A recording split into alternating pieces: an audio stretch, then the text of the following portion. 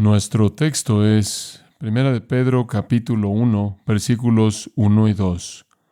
Pedro, apóstol de Jesucristo, a los expatriados de la dispersión en el Ponto, Galacia, Capadocia, Asia y Bitinia, elegidos según la presciencia de Dios Padre, en santificación del Espíritu, para obedecer y ser rociados con la sangre de Jesucristo. Gracia y paz os sean multiplicadas. Ahora, la esencia de esta salutación, conforme Pedro comienza su carta, es enfatizar que aquellos a quienes él escribe son elegidos según la presciencia de Dios Padre. Y de esta manera, Pedro se sumerge en profundidades teológicas desde el principio de esta carta. La lección para nosotros esta noche va a tratar con el tema de la elección, o ser escogido por Dios. El dotado maestro bíblico y erudito A.W. Pink, quien por cierto murió en 1952, comenzó un sermón en una ocasión diciendo esto: voy a hablar en esta noche de una de las doctrinas más odiadas de la Biblia. Esto es la de la soberanía de Dios en la elección. Tuvo razón, es una doctrina odiada. Más adelante le escribió, y me parecen muy útiles: la elección soberana de Dios es la verdad más odiada y menospreciada por la mayoría de aquellos que dicen ser creyentes. Que sea anunciado claramente que la salvación no se originó en la voluntad del hombre, sino en la voluntad de Dios. Porque si no hubiera sido así, nadie querría ni podría ser salvo. Porque como resultado de la caída, el hombre ha perdido todo deseo y voluntad hacia aquello que es bueno, y que inclusive el elegirse a sí mismos demanda que sean hechos dispuestos, y fuertes serán los clamores de indignación en contra de una enseñanza como esta. Después, él dice esto: los promotores del mérito no permiten la supremacía de la voluntad divina y la impotencia de la voluntad humana. Como consecuencia, aquellos que con mayor amargura denuncian la elección por el placer soberano de Dios son los más cálidos en clamar por el libre albedrío del hombre caído. Fin de la cita. Lo que él está diciendo es que es difícil para algunas personas aceptar la doctrina bíblica de la elección soberana. Es difícil para el hombre reconocer el hecho de que su salvación es un acto de Dios. En su estado caído, él quiere asumir alguna responsabilidad, aun si es un poco de responsabilidad por haber creído. Él quiere algún crédito de manera desesperada por haber tomado la decisión correcta. Además, la doctrina de la elección parece ser repulsiva para nosotros porque, por nuestros estándares, parece injusto que Dios, de todo el mundo de seres humanos, escoja a algunos a su propia discreción para ser salvos y no al resto. Pero usted entiende, ¿no es cierto?, que la razón por la que el hombre quiere de manera tan desesperada tener una parte es debido a su estado caído. Él quiere ejercer su orgullo. Y entonces podemos eliminar eso como un problema real. Únicamente es una expresión de su condición caída. ¿Qué hay acerca de la parte de ser injusto? ¿Acaso es Dios injusto? No. Dios nunca debe ser medido por algún estándar humano. Ciertamente no por el estándar humano de justicia, el cual también es un reflejo del estándar caído del hombre. ¿Acaso somos tan necios como para suponer que nosotros, que somos criaturas caídas, pecaminosas, tenemos un estándar más elevado de lo que está bien, del que tiene un Dios infinitamente y eternamente santo? ¿Qué tipo de orgullo es ese? Ahí yace el problema real. En el Salmo 97:2 dice: justicia y juicio son el cimiento de su trono. Justicia y juicio son el cimiento mismo del trono de Dios. Esto quiere decir que lo que Dios hace procede de una base de justicia y de juicio. Quizás no sea justicia humana y juicio humano, pero es divino. En esas palabras conocidas de Isaías 55, 8 y 9, las Escrituras dicen de Dios: porque mis pensamientos no son vuestros pensamientos, ni vuestros caminos mis caminos, declara Jehová, porque como están más altos los cielos que la tierra, así son mis caminos más altos que vuestros caminos, y mis pensamientos más altos que vuestros pensamientos. Como criaturas caídas, no estamos en posición alguna para determinar si lo que Dios hace es justo, correcto o apropiado. Usted ha cruzado la línea cuando dice usted que Dios hace algo que no es justo. ¿Qué es la justicia divina entonces? Permítame darle una definición. Es un atributo esencial de Dios, esto es, pertenece a su esencia misma, mediante el cual Él es perfecta, infinitamente justo en sí mismo, de sí mismo, para sí mismo y ningún otro. Jacobo Usher, muchos años atrás, escribió: la fuente de la justicia de Dios es su propia libre voluntad y nada más, porque todo lo que Él quiere es justo, y debido a que Él lo quiere, por lo tanto es justo. No porque es justo, por lo tanto Él lo quiere. ¿Entiende usted eso? Algo es justo porque Dios lo quiere.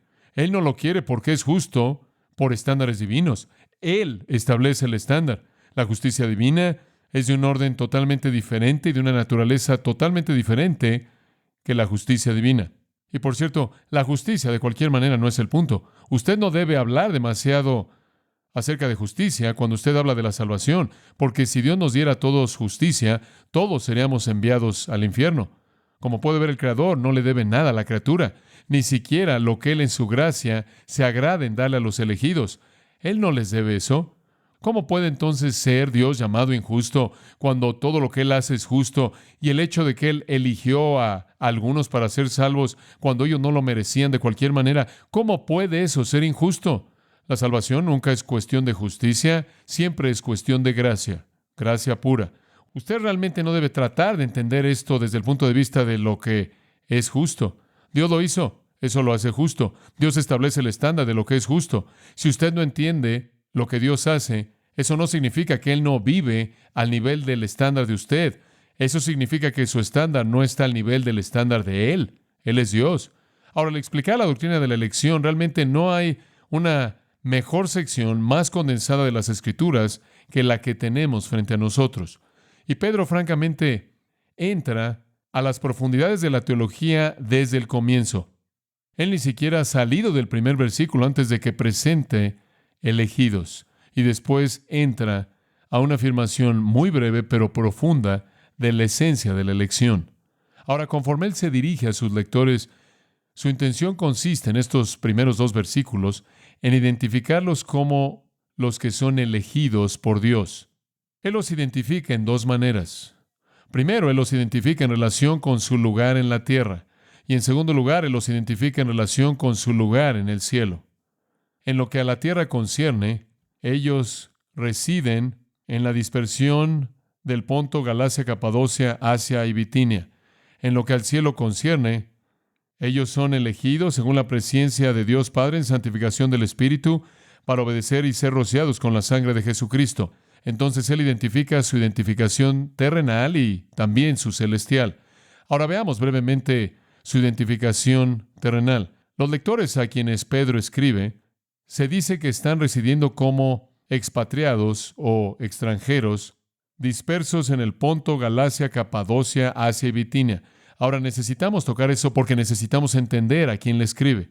Sea tan amable notar la palabra dispersión. Es una palabra conocida para cualquier estudiante del Nuevo Testamento. Es la palabra diáspora en griego. Quizás haya oído la palabra diáspora, significa dispersión. En los evangelios es un término técnico para la dispersión de los judíos por todo el mundo. Así es usada en Juan 7:35. También es usada de judíos dispersos por todo el mundo en Santiago 1:1. Mi convicción es que Pedro no la está usando aquí de una manera técnica como Santiago lo hace. Observa el capítulo 1, versículo 17. Él está escribiendo a estas personas dispersas. Él dice: y si invocáis por Padre a aquel que sin acepción de personas juzga según la obra de cada uno, conducíos en temor todo el tiempo de vuestra peregrinación.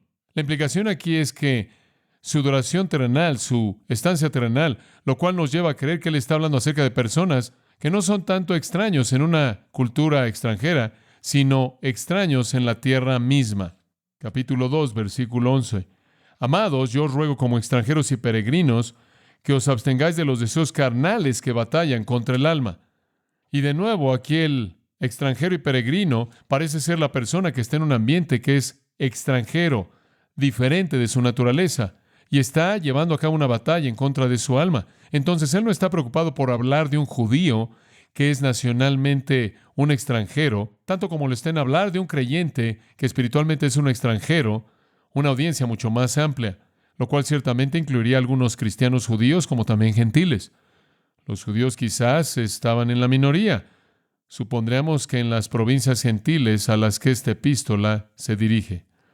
Entonces, lo que él está diciendo no es a ustedes, judíos que están dispersos en países extranjeros, sino a ustedes, cristianos que son extranjeros en la tierra.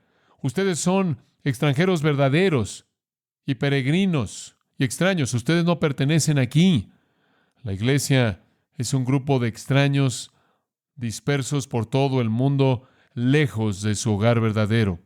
De hecho, en Filipenses 3:3, Pablo dice, nosotros, cristianos gentiles, todos nosotros en la iglesia, judíos y gentiles, la iglesia entera, somos la circuncisión de una naturaleza espiritual. Y aquí creo que Pedro está diciendo, somos los dispersos, la diáspora en un sentido espiritual. Entonces la idea es que él está escribiendo a creyentes quienes en el mundo son extranjeros o extraños. Él está dirigiéndose a la iglesia, así de simple. Él está dirigiéndose a la iglesia en el Ponto, la iglesia en Galacia, Capadocia, Asia y Bitinia. Por cierto, esas son provincias. Ocupan lo que en la actualidad conocemos como Turquía moderna. Eran parte del Imperio Romano en el tiempo de Pedro. Pero él está escribiendo a cristianos dispersos por todas esas provincias romanas. Y entonces concluimos que la carta tuvo una audiencia muy amplia. En esas provincias habrían habido varias iglesias.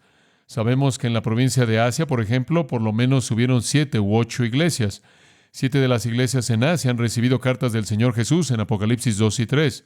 Y hubieron otras iglesias en Asia, como Colosas, que no se menciona en Apocalipsis.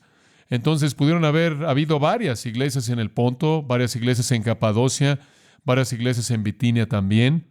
Los cristianos dispersos como extranjeros en un país extranjero, esto es el mundo no regenerado. Entonces Pedro le está escribiendo a muchas personas.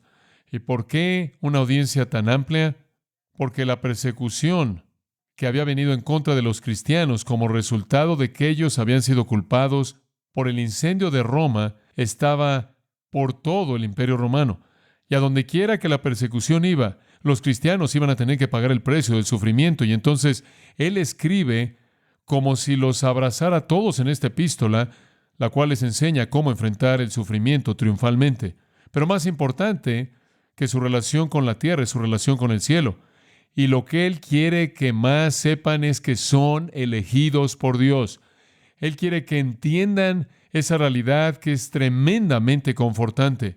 En medio de su persecución, cuando pudieron haber estado cuestionando tanto, él quiere que sepan que son elegidos de Dios. Y entonces al final del versículo 1 él dice, a los expatriados de la dispersión, elegidos. Tomemos la palabra expatriados, que son elegidos. Expatriados significa extraños, como dijimos. Aquellos que están en una tierra que no es suya. Puede significar residencia temporal, puede significar extranjeros. De cualquiera de las dos maneras, eran residentes temporales y eran extranjeros. Su ciudad no era una hecha con manos, sino que era eterna, está en los cielos. Ellos estaban temporalmente en la tierra hasta que fueran llamados a Sión, la cual está arriba, como la llama el escritor de Hebreos. Estos extranjeros, la iglesia, los redimidos, los creyentes son elegidos, eclectos, los llamados afuera. Es un adjetivo verbal aquí, significa seleccionar o escoger. De hecho, inclusive usted podría traducirlo de esta manera, y esto sería hermoso. Extranjeros selectos, extranjeros escogidos. Es un término para cristianos, eso es todo. Los elegidos, los salvos son los elegidos. Por cierto, inclusive fue un término para Israel de la antigüedad para identificarlos. Deuteronomio, usted quizás recuerda este versículo conocido, Deuteronomio 7:6, porque vosotros sois un pueblo santo para Jehová vuestro Dios. Jehová vuestro Dios os ha elegido para que seáis un pueblo suyo de todos los pueblos que están sobre la faz de la tierra. Bueno, más vale que usted entienda eso. Dios no estaba sentándose en el cielo diciendo, espero que alguna nación crea en mí y me escoja. No, de toda la gente de la tierra, yo te escogí a ti, Israel, mi elegida. Eso es Deuteronomio 7:6. Deuteronomio también 14:2. Porque vosotros sois un pueblo santo a Jehová vuestro Dios, y Jehová os ha escogido para ser un pueblo suyo de todos los pueblos que están sobre la faz de la tierra. Él repite lo mismo. Escogidos. Salmo 105:43, llama a Israel sus escogidos. Salmo 135:4 dice, porque Jehová ha escogido a Jacob para sí mismo, ha escogido a Israel para su propia posesión. Israel fue elegida. Dice usted, bueno, también es el caso con la iglesia. Dios no ha cambiado su plan, Dios no ha cambiado su método. El Antiguo Testamento dijo, no hay quien busque a Dios. El Antiguo Testamento dijo, no hay justo ni aun uno. Dios escogió a su pueblo, Israel, por su propia libre voluntad. Y así lo hace con la iglesia, y somos los elegidos. Permítame mostrarle esto en Mateo 24, versículo 22, simplemente para retomar el pensamiento de que somos los elegidos, versículo 22. Y si esos días, esto es los días de la gran tribulación, no fueran acortados, ninguno sería salvo. Escuche esto. Pero por causa de los elegidos, los escogidos, esos días serán acortados. ¿Quiénes son los elegidos? Los creyentes, versículo 24. Falsos cristos, falsos profetas se levantarán y harán grandes señales y maravillas para engañar, si fuere posible, inclusive a los que elegidos, los escogidos, los creyentes. Es un término para creyentes, para cristianos. Versículo 31, cuando Él envía a sus ángeles con una gran trompeta en la segunda venida, ellos recogerán a sus ¿qué? Escogidos de los cuatro vientos de un fin del cielo al otro. En el Evangelio de Lucas 18, versículo 7 dice, ¿acaso Dios no traerá justicia para sus escogidos que claman a Él día y noche y se tardará mucho en responderles? Llegamos a Romanos, la gran epístola de Pablo, ese maravilloso 8º capítulo, versículo 33. ¿Quién acusará a los escogidos de Dios? Somos escogidos. Colosenses capítulo 3, versículo 12. Vestíos pues como elegidos de Dios, escogidos de Dios, santos y amados, de entrañable misericordia y demás. Usted ha sido elegido por Dios para ser santo y amado. Él determinó establecer su amor en usted y en mí por ninguna otra razón fuera de su libre voluntad estrictamente. Los elegidos de Dios, eso es lo que somos. 2 Timoteo 2:10, por esta razón Pablo dice, todo lo soporto en mi ministerio por causa de los escogidos, para que ellos también obtengan la salvación que es en Cristo Jesús. Estoy llevando a cabo mi ministerio evangelístico para traer el evangelio a los elegidos, los escogidos. Tito, cuando Pablo escribe esa carta, él no pudo haberlo dicho de manera más directa. Pablo, siervo de Dios y apóstol de Jesucristo, por la fe de aquellos que son escogidos de Dios.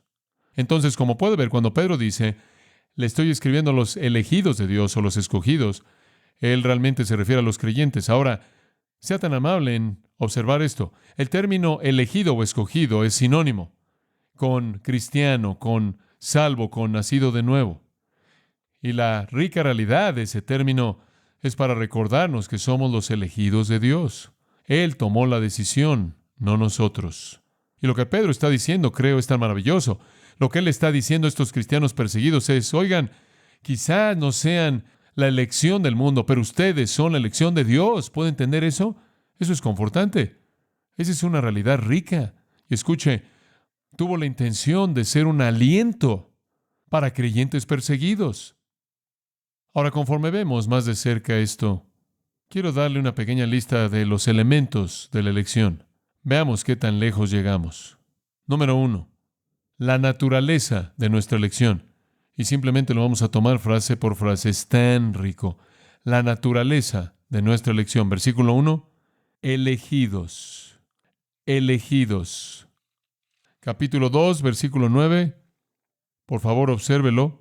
Pedro dice, vosotros sois linaje escogido, real sacerdocio, nación santa, pueblo adquirido por Dios.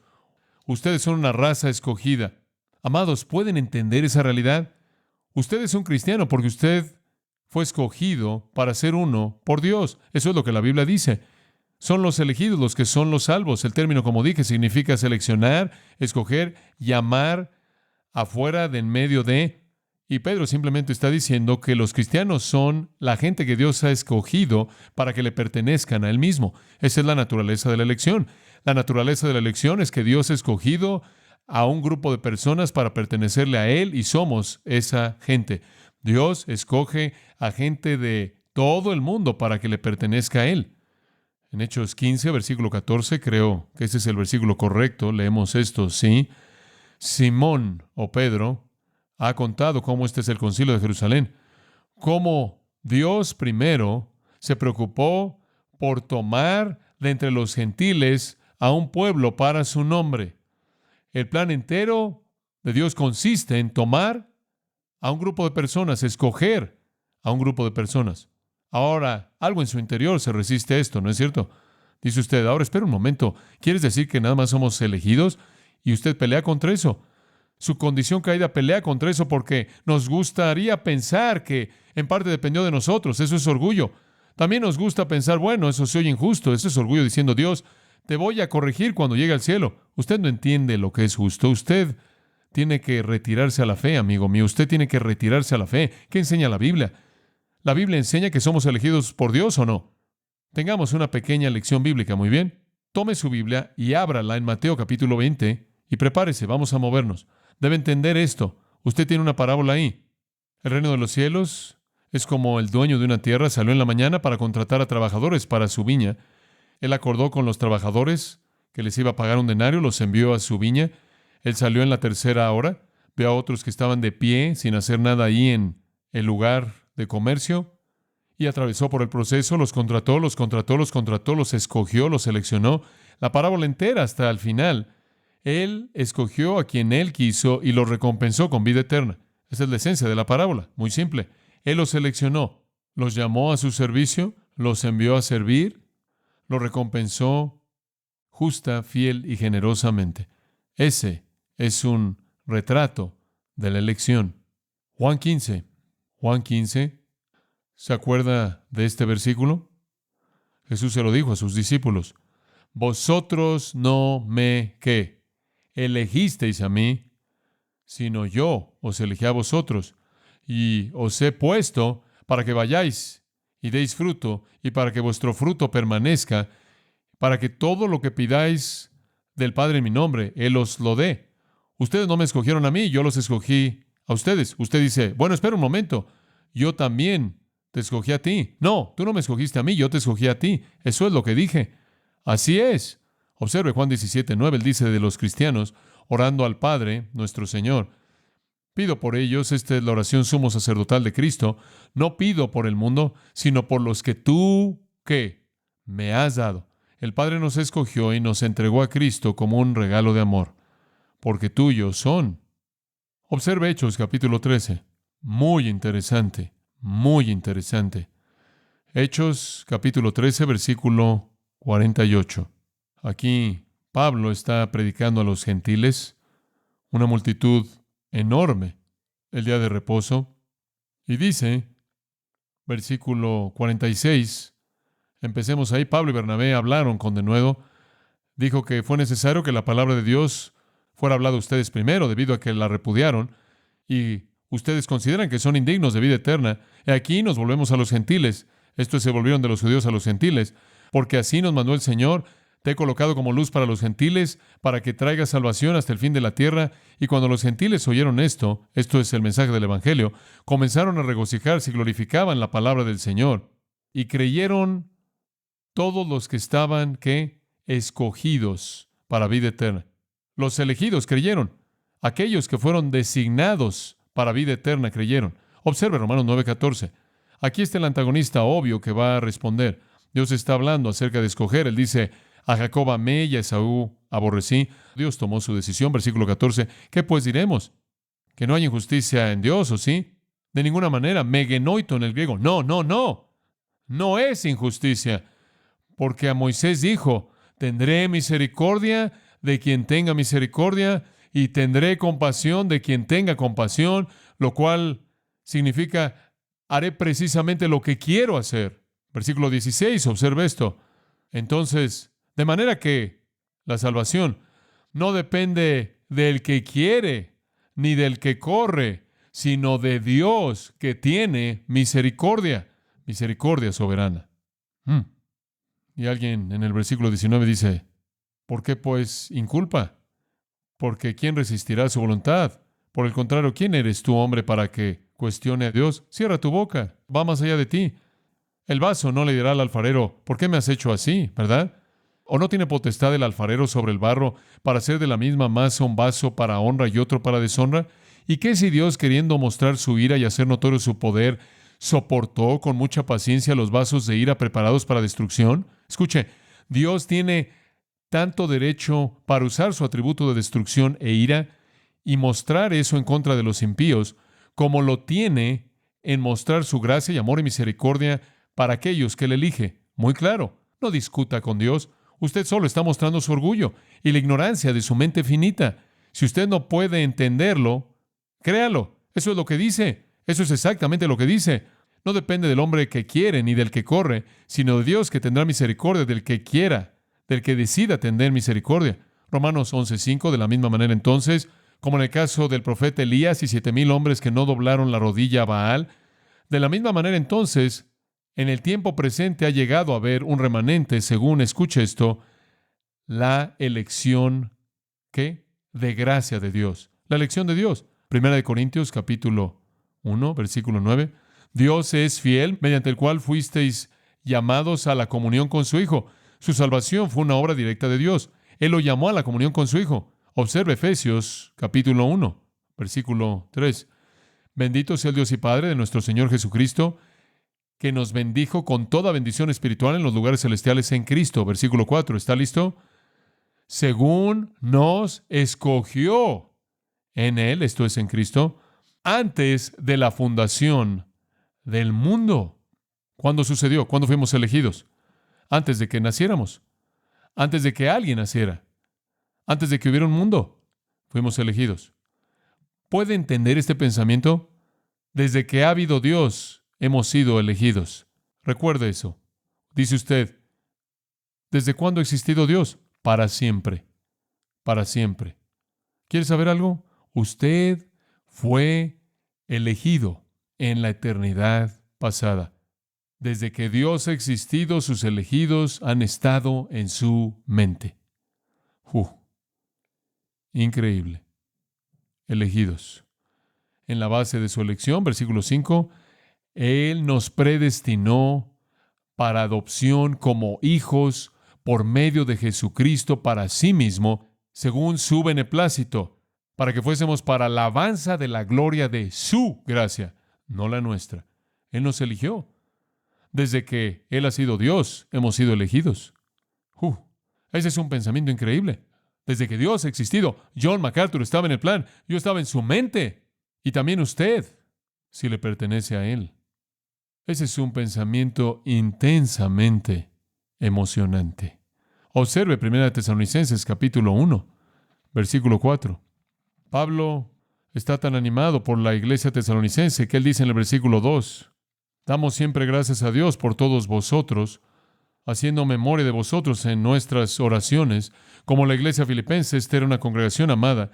Él no los conocía tan bien. Él no se había quedado con ellos tanto tiempo, solo 3 días de reposo, pero él los amaba. Y él dice, veo su vida y veo, versículo 3, la obra de vuestra fe, del trabajo de vuestro amor y de vuestra constancia en la esperanza en nuestro Señor Jesucristo. Porque conocemos, hermanos amados de Dios, vuestra elección. Él los eligió. Eso es aparente, Él los eligió. Segunda de Tesalonicenses capítulo 2, versículo 13, escuche esto. Pero nosotros debemos dar siempre gracias a Dios respecto a vosotros. Debemos dar gracias a Dios. Hermanos amados por el Señor, ¿no es eso bueno? De que Dios os haya, ¿qué? escogido desde el principio. Dice usted, ¿qué es eso? No sé. No sé qué es desde el principio. ¿Qué principio? No sé. Desde el principio para salvación. Dios los ha elegido desde el principio para salvación. ¿Escuchó eso? No sé cómo puede ser dicho de manera más clara que eso. ¿Cómo puede alguien no ver lo que eso dice? 2 Timoteo 1:9. Aquí hay otro de estos que pone a girar nuestra mente. Él habla de Dios al final del versículo 8. Después él dice, Dios, quien nos ha salvado y nos ha llamado con llamamiento santo, no según nuestras obras, sino según su propio propósito y gracia, que nos fue dado en Cristo Jesús desde toda la eternidad. Ahora estamos descubriendo lo que es el comienzo, toda la eternidad. Él ha sabido que éramos los elegidos desde toda la eternidad. Él nos ha concedido en su mente, desde que Él ha existido, que fuésemos salvos. Y todo es según su plan y según su propósito y según su gracia, y no nosotros. Sorprendente, verdad sorprendente. Observe el 2:10, 2 de Timoteo. Pablo dice, en mi ministerio, todo lo soporto, y él soportó mucho, por amor de los escogidos, para que ellos también obtengan la salvación que es en Cristo Jesús con gloria eterna. Mi ministerio consiste en alcanzar a los elegidos, dice él, alcanzar a los escogidos. Apocalipsis capítulo 13. En Apocalipsis 13:8, escuche esto, habla de la bestia y el anticristo del tiempo de la tribulación en el futuro. Dice, y la adoraron todos los moradores de la tierra, cuyos nombres no estaban escritos en el libro de la vida del Cordero que fue inmolado desde el principio del mundo. ¿Cuándo fue su nombre escrito? ¿Desde la fundación del mundo? ¿Cuándo fue eso? No sé. Pero desde que Dios ha existido, Él me ha tenido en su mente. Desde que Dios ha existido, Él lo ha tenido a usted y a mí, que somos cristianos, en su mente, y predeterminó amarnos y hacernos como su Hijo, y Él escribió nuestros nombres en su libro antes de que el mundo comenzara. Apocalipsis capítulo 17, versículo 8, y aquí de nuevo la bestia será adorada. Dice, y los moradores de la tierra, aquellos cuyos nombres no están escritos desde la fundación del mundo en el libro de la vida. Y de nuevo se nos dice de manera inversa que los cristianos son aquellos cuyos nombres han sido escritos en el libro de la vida desde el principio, desde la eternidad, desde la fundación del mundo. Entonces, cuando alguien le dice, ¿qué religión eres tú? Usted le puede decir, soy de los elegidos. ¿Elegidos por quién? Dios. ¿En serio? ¿Cuándo? Para siempre. Desde que Dios ha sido Dios, Él me ha elegido a mí, me ha amado a mí. ¿Por qué? Ciertamente no tuvo nada que ver conmigo. Yo solo me aparecí y era elegido. Bueno, ¿hiciste alguna obra buena para merecerlo? No, no existía yo cuando Dios lo decidió. Versículo 14 de Apocalipsis 17. Pelean contra el Cordero. Esto es el ejército del anticristo. Y el Cordero los vencerá, porque Él es Señor de señores y Rey de reyes. Y los que están con Él son llamados, ¿y qué? Elegidos y fieles. Somos los elegidos. Una mención final, capítulo 20. Esto es sorprendente. Juicio final. Gran trono blanco. Y aquel cuyo nombre no fue hallado escrito en el libro de la vida, ¿fue qué? Arrojado en el lago de fuego. ¿Cuándo fueron los nombres colocados en el libro? Desde antes de la fundación de la tierra. Hombre, elegidos. Eso simplemente es parte de lo que las Escrituras dicen de esto. Resistimos eso. Algo en nosotros lucha con eso. Observe Lucas 4, lo va a confortar. No está solo. Lucas 4. Es interesante.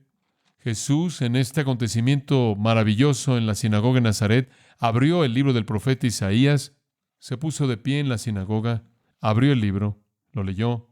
Esto es lo que leyó. Versículo 18. Y aquí hay una profecía que le estaba cumpliendo de Isaías 61.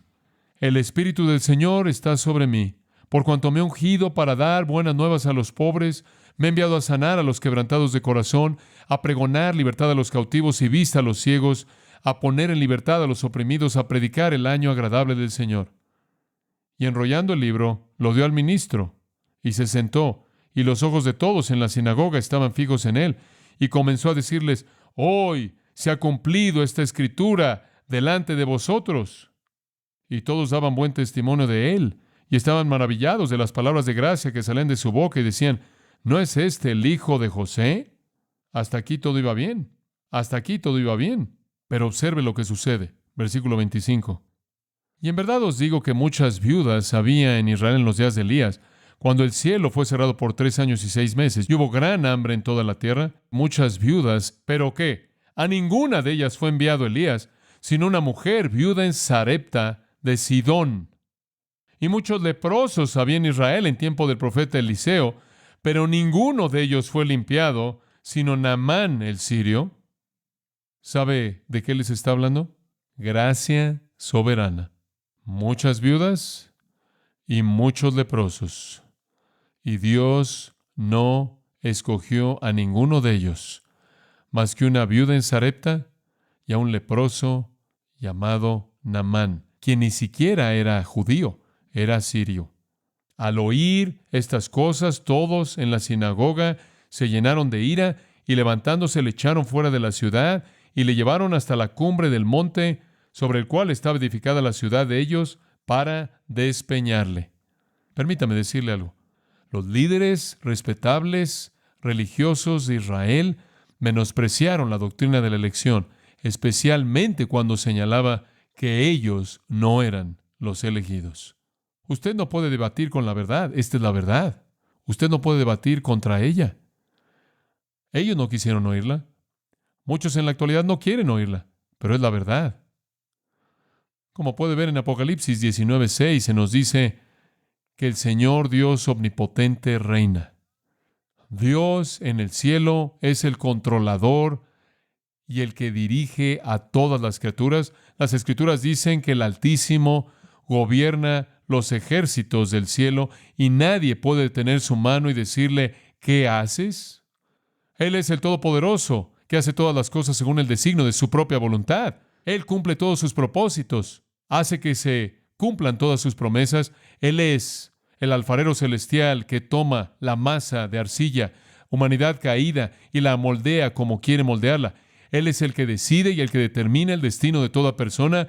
Él es el controlador de todo detalle en toda vida de todo individuo, lo cual es simplemente otra manera de decir que Dios es Dios. Arthur Pink dijo de nuevo, la única razón por la que alguien cree en la elección es porque la encuentra enseñada en la palabra de Dios. Ningún hombre o varios hombres jamás inventaron esta doctrina, como la doctrina del castigo eterno entra en conflicto con los dictados de la mente carnal y es repugnante para los sentimientos del corazón no regenerado, y como la doctrina de la Trinidad Santa y el nacimiento milagroso de nuestro Salvador. La verdad de la elección debe ser recibida con fe simple que no cuestiona. Entonces, la naturaleza de la elección. La voluntad divina de Dios selecciona a algunos para salvación. ¿Es difícil escuchar esto para usted? Le confieso que lucho con eso. Lo creo con todo mi corazón porque la Biblia le enseña. Hay algo bastante emocionante en ella. ¿No se siente así usted? Hay algo bastante emocionante acerca de esa realidad. Hay algo inmensamente humillante en eso. Inmensamente humillante. Digo, literalmente destruye el orgullo. Digo, ¿qué podemos reclamar? Nada. Dice usted, bueno, ¿qué hay acerca de las personas que no son elegidas? Bueno, la Biblia dice que se van al infierno debido a su incredulidad. Y Dios no asume responsabilidad por eso. Dice usted, no entiendo eso. Está bien, yo tampoco lo entiendo. Pero entiendo a mi Dios y entiendo lo que Él dijo en su palabra. Y Él dijo, ustedes son condenados porque no creen en mí. Dice usted, bueno, ¿cómo armonizas esto? Yo no lo armonizo. Dios lo hace en justicia perfecta. La razón por la que Dios nos dio la doctrina de la elección fue para decirnos dos cosas. Una, Él está a cargo. Dos, Él tiene tanta gracia para nosotros que nunca nos la podríamos haber ganado, que debemos pasar nuestra eternidad alabando su nombre glorioso. La doctrina de la elección no es dada para confundirnos, es dada para devastar nuestro orgullo y motivar nuestra alabanza. Y vamos a descubrir más acerca de eso el próximo día del Señor. Esa es una de 5. John Zimmer pensó que no iba a terminar esta. Oremos juntos. Señor, hay tanto más que decir acerca de esto. Simplemente hemos tocado la superficie. Pero, Señor, comenzamos a entender lo que tu palabra dice. Aun si no podemos entender de manera completa en nuestras mentes lo que todo eso implica. Ayúdanos a caminar en fe, sabiendo que tú eres un Dios que es coherente, perfectamente justo y que no tienes contradicción en absoluto en tu persona. Nosotros que somos salvos porque fuimos elegidos en tu mente desde que has sido Dios y no hicimos nada para contribuir. Tú inclusive produciste la fe en nosotros. Tú inclusive produciste y nos concediste arrepentimiento. Tú produciste obediencia por tu Espíritu. Y Señor, también entendemos que aquellos que pasan a la eternidad y no te conocen son responsables por su propia incredulidad, porque eso es lo que las Escrituras dicen. Y entonces clamamos a los incrédulos porque crean, y te alabamos por elegirnos, y dejamos la resolución en ti. Gracias, Dios, por elegirnos. ¿Por qué, por qué? Estamos tan agradecidos. Y que esa gratitud se manifieste en una vida de compromiso amoroso, agradecido contigo. Y anhelamos el día cuando podamos estar en tu presencia y alabarte para siempre sin estorbos y sin restricciones, por los siglos de los siglos, por elegirnos. Oramos por aquellos que no creen. Oramos, oh Dios, porque los hombres no te den la espalda, porque Jesús dijo, el que a mí viene, no le echo fuera. Y que aquellos de nosotros que somos salvos, seamos confortados por la doctrina de la elección, y que los perdidos no se alejen por esa doctrina, sino que oigan las palabras de Jesús. Venid a mí, todos los que estáis trabajados y cargados, y yo os daré descanso. Acabamos de comenzar a estudiar esto. Queremos entender esto conforme a lo mejor que nuestras mentes finitas puedan entenderlo. Sé con nosotros, ayúdanos para que podamos alabarte de manera plena por tu gracia soberana. En el nombre del Salvador. Amén.